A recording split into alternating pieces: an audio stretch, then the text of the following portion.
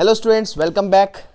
Chapter 5 class 12 का one shot video लेके आया हूं मैं आज, जिसमें हम पढ़ेंगे क्लासिफिकेशन ऑफ मटेरियल। सारे क्लासिफिकेशन ऑफ मटेरियल्स एक बार में एक साथ। देखो, एक महीने बाद आपका पेपर है, ठीक है। 2024 बोर्ड एग्जाम्स आपके सर पे हैं और आपको सारा का सारा सिलेबस भी कवर करना है। तो ऐसे में हम सारे टॉपिक्स एक साथ नहीं पढ़ सकते, तो इसीलिए वन शॉट वीडियो वहाँ पे बहुत काम आती है पूरे चैप्टर को जल्दी से रिवाइज करने में। यहाँ पे वन शॉट वीडियो में कंप्लीट चैप्टर की जगह मैंने क्लासिफिकेशन ऑफ मटेरियल को कवर किया है। खाली जरा सी देर में आपको पूरे क्लासिफिकेशन ऑफ मटेरियल्स बहुत अच्छे से क्लियर होने वाले हैं।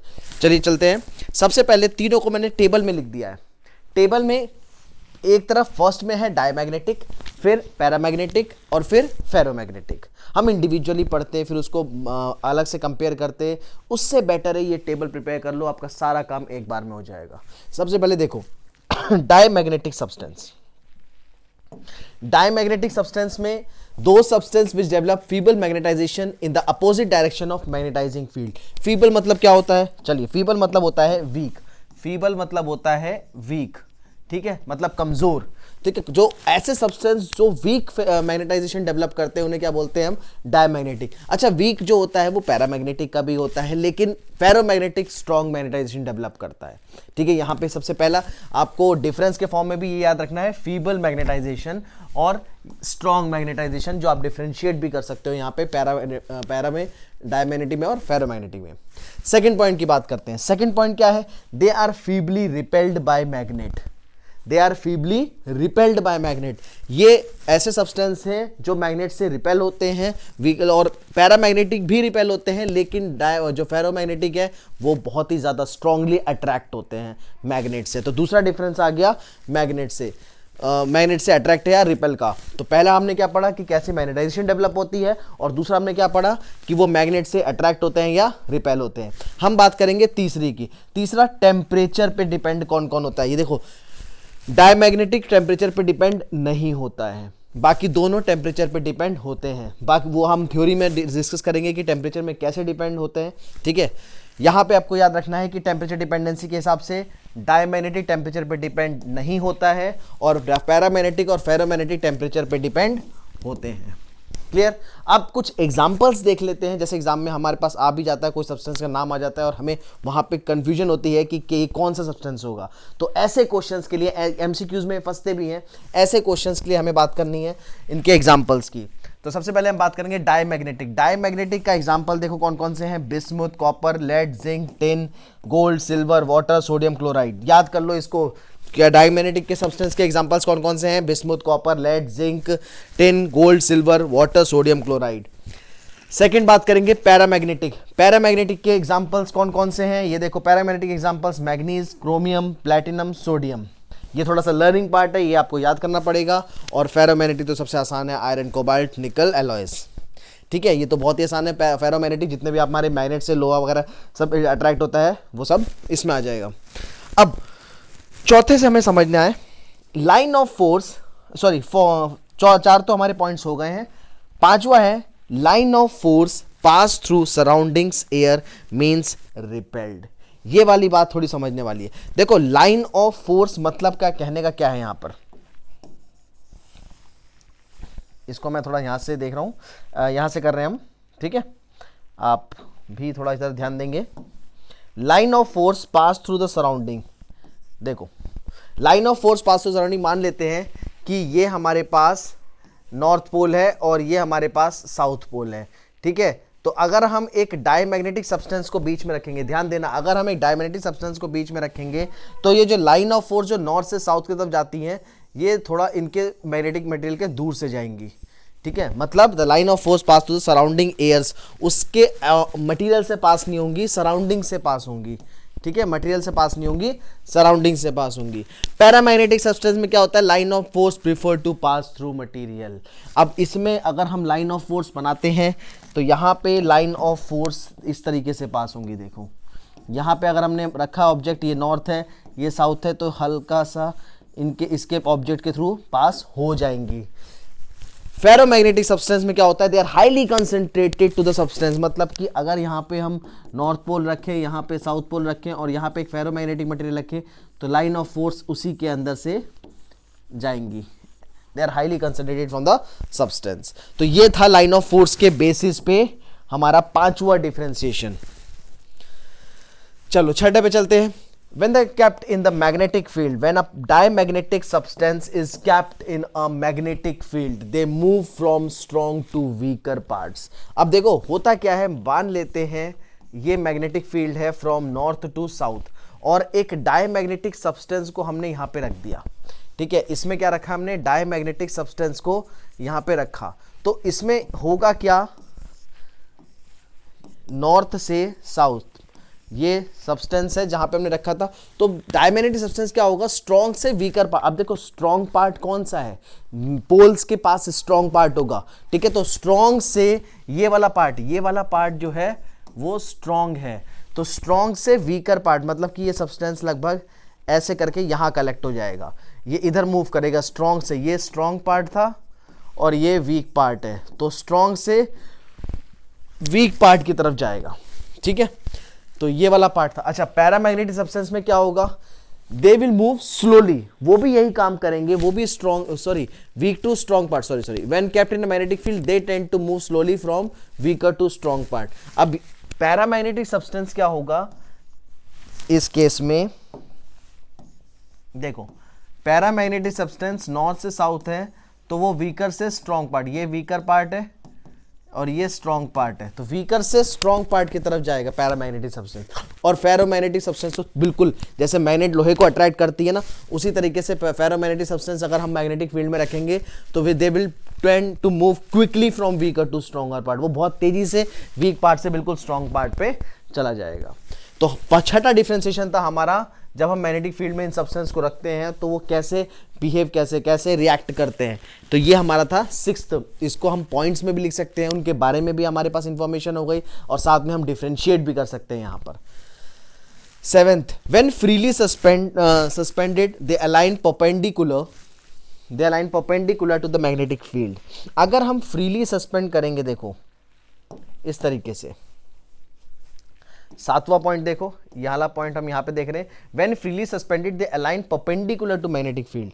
मान लेते हैं ये हमारा मैग्नेटिक फ्रीली सस्पेंडेड है, ठीक है, ये नॉर्थ पोल है और ये साउथ पोल है, ये नॉर्थ पोल है, ये साउथ पोल है। तो ये जो सब्सटेंस होगा डायमैग्नेटिक सब्सटेंस जो होगा, it will align itself perpendicular. जैसे मान लो इधर नॉर्थ है, इधर साउथ है, नॉर्थ से साउथ ये जा रहा डायरेक्शन, तो ये डायमैग्नेटिक सब्सटेंस है, ये अपने आप को परपेंडिकुलर अलाइन करेगा इसके फील्ड के ये फील्ड है तो फील्ड के परपेंडिकुलर अलाइन करेगा। देखो ये मैग्नेटिक सब्सटेंस और ये फील्ड, तो जैसे ये है, देखो नॉर्थ से साउथ फील्ड है हमारी, तो उसके परपेंडिकुलर ये मैग्नेटिक सब्सटेंस अपने आप को अलाइन करेगा। नेक्स्ट देखो, नेक्स्ट क्या आता है हमारा, when freely suspended they align perpendicular to magnetic field. कौन सा, पैरामैग्नेटिक क्या कर रहा है, अपने आप को अलाइन कर रहा है perpendicular to the magnetic field. ठीक है, पैरामैग्नेटिक भी परपेंडिकुलर और डायमैग्नेटिक भी परपेंडिकुलर। डिफरेंस कहाँ आएगा, डिफरेंस आएगा फेरोमैग्नेटिक में। फेरोमैग्नेटिक क्या कर रहा है, इट विल अलाइन, सॉरी ये थोड़ा सा यहाँ पर गड़बड़ हो गया है, एक बात यहाँ पे बता दूं मैं, ये थोड़ा सा गड़बड़ हो गया है, इसको चेंज करना पड़ेगा हमें। This is not perpendicular, this is parallel. ठीक है, ये परपेंडिकुलर नहीं होगा, ये पैरेलल होगा। परपेंडिकुलर अलाइन करता है डायमैग्नेटिक, फेरोमैग्नेटिक पैरामैग्नेटिक क्या होते हैं, पैरेलल अलाइन करते हैं। मतलब कि अगर ये नॉर्थ है और ये साउथ है तो ये अपने आप को फील्ड के अलोंग अलाइन कर देंगे, पैरेलल टू द फील्ड अपने आप को अलाइन कर देंगे ऐसे मटेरियल्स। और फेरोमैग्नेटिक भी सेम है, ठीक है, वो तो स्ट्रांगली जल्दी से अलाइन करेगा। चलिए आठवां पॉइंट पे आते हैं हम, रिलेटिव परमेबिलिटी। ये 8th और 9th पॉइंट जो है, रिलेटिव परमेबिलिटी और ससेप्टिबिलिटी, इनको समझने के लिए पहले ये समझना होगा कि ये रिलेटिव परमेबिलिटी होता क्या है और ये मैग्नेटिक ससेप्टिबिलिटी होता क्या है। तो डिफरेंस समझ लेते हैं, मैं नेक्स्ट स्लाइड में आपको इनके बारे में ही बता दूंगा। सबसे पहले रिलेटिव परमेबिलिटी यहाँ पे याद कर लो, डायमैग्नेटिक सब्सटेंस की लेस देन 1, पैरामैग्नेटिक सब्सटेंस कि यहाँ पर ये चीज़ एक छोटा सा मिस्टेक और है, रिलेटिव परमेबिलिटी यहाँ पे लेस देन 1 थी, यहाँ पे ग्रेटर देन 1 होगी, ये एक पॉइंट है। 9th पॉइंट में relative permeability is greater than 1, ठीक है। पैरामैग्नेटिक सब्सटेंस की रिलेटिव परमेबिलिटी ग्रेटर देन 1, और इसमें it is a very large, that is order of 1000। और लास्ट आता है मैग्नेटिक ससेप्टिबिलिटी, इसकी small and negative, small and positive and large and positive. ये आपको याद करना है। इन टेबल्स में बहुत इंफॉर्मेशन मिल जाएगी इंडिविजुअल मैग्नेटिक सब्सटेंस के लिए भी और साथ में तीनों का डिफरेंस भी। अब पहले ये समझ लेते हैं कि रिलेटिव परमेबिलिटी और ससेप्टिबिलिटी में क्या डिफरेंस है। देखो, सबसे पहले हम बात करेंगे रिलेटिव परमेबिलिटी की। रिलेटिव परमेबिलिटी होता क्या है? देखो, रिलेटिव परमेबिलिटी को हम डिफाइन करते हैं म्यू आर से, ठीक है, म्यू आर, और mu R is equal to mu by mu not.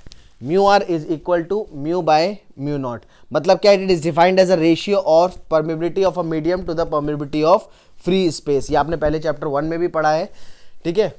It is defined as a ratio of permeability of a medium to permeability of free space. बस यहाँ पे परमेबिलिटी है, वहां पे परमिटिविटी होता था। तो mu R is equals to mu by mu naught. ये थोड़ा सा याद कर लो। वैक्यूम के लिए इसकी वैल्यू होती है 1, एयर के लिए 1 पॉइंट इतना, और for iron it exceeds more than 1000। दूसरा आता है मैग्नेटिक ससेप्टिबिलिटी। मैग्नेटिक ससेप्टिबिलिटी किसे कहते हैं? It measures the ability of substance to take up magnetisation. वो कितना मैग्नेटाइजेशन ले सकता है, उसकी एबिलिटी को डिफाइन कौन करता है?